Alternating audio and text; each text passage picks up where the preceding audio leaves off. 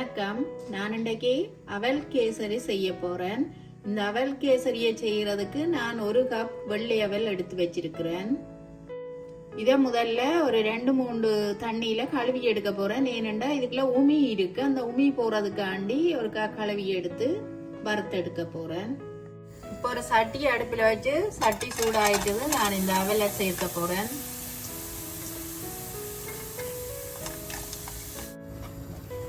இந்த அவலை வறுத்தெடுக்க போறேன்.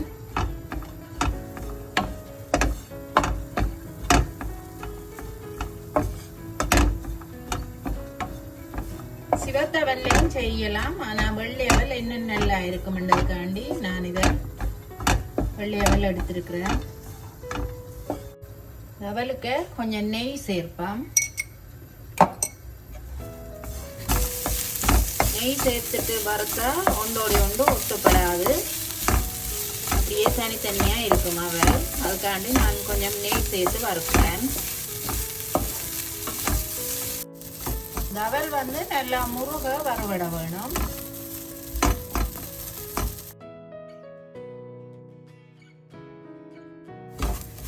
இப்ப அவல் நல்லா வறுபட்டு கொண்டு வந்துட்டுது. நான் இதை ரக்கி எடுக்க போறேன். நான் இப்ப இந்த கேசரிக்கு காஜு வறுத்தெடுக்க போறேன். அதுக்கு 1 டீஸ்பூன் அளவு நெய் சேர்க்கிறேன்.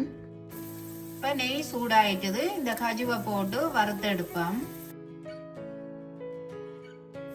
இது இப்ப பொன்னிறமா வந்துட்டுது. நான் இதை ஒரு பாத்திரத்துக்கு எடுக்க போறேன். இந்த காஜு வறுத்த சட்டியிலேயே இந்த அவலை திரும்ப நான் இதுக்குள்ள சேர்க்க போறேன்.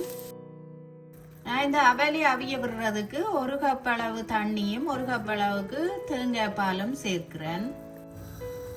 சேர்த்துட்டு எல்லாத்தையும் நல்லா கலந்து இது அவியட்டன் நல்லா அவல். இதுக்குள்ள நான் ஒரு பிஞ்ச் அளவு உப்பு சேர்க்கிறேன். நான் இப்ப இதுக்களவான கேசரி பவுடரை சேர்க்க போறேன். கரைச்சி வச்சிருக்கிறேன்.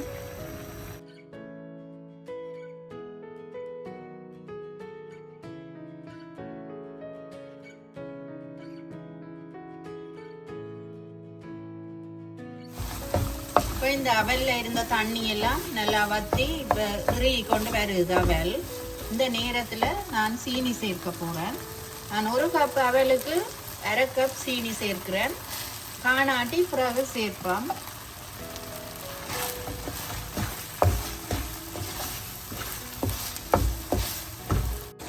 இனிமே ஏலக்காய் பவுடர் சேர்க்க போறேன்.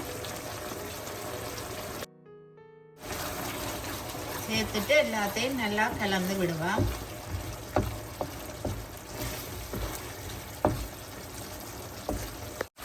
இனிமே காஜு சேர்ப்போம்.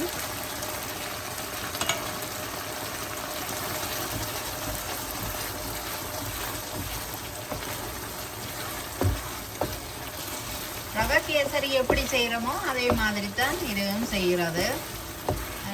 விருப்பம்ண்டா தேங்காய் பால் சேர்க்கலாம், இல்லாட்டி அதுக்கு பதிலாக தண்ணி சேர்த்து செய்யலாம். இதை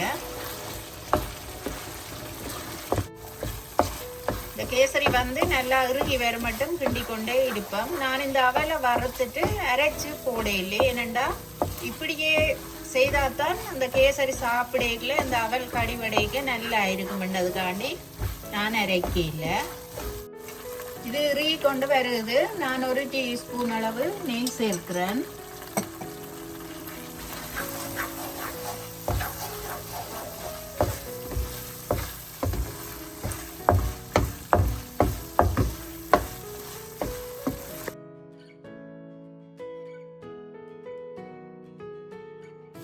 கேசரி இப்ப ரெடி ஆயிட்டுது. சட்டியிலே ஒட்டாம இருக்கணும்.